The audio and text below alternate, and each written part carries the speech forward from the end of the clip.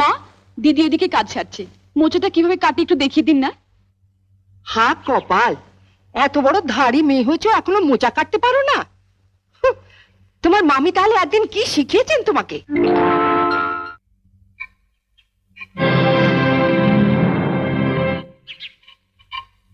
আজকে তো আমাদের বাড়িতে পুঁটি মাছ আসেনি। এই পুঁটি মাছ এলো কোত্থেকে? লতিকাদের বাড়িতে আজ কাজের মেয়েটা আসেনি, ওগুলো কাটতে দিয়ে গেছে।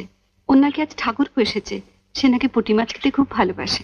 এদিকে তোমার অসুস্থ ছেলে খিদের জ্বালায় কাঁদছে, আর তুমি লতুর ঠাকুরপোকে পুঁটি মাছ খাওয়ানোর জন্য। সব কথাতে এভাবে হেসো না তো। ওঠো ওঠো বলছি। তুই তো লতুকে চিনিস, এসে যদি দেখে মাছ কাটা হয়নি। সে আমি বুঝবো। তুমি হাত ধুয়ে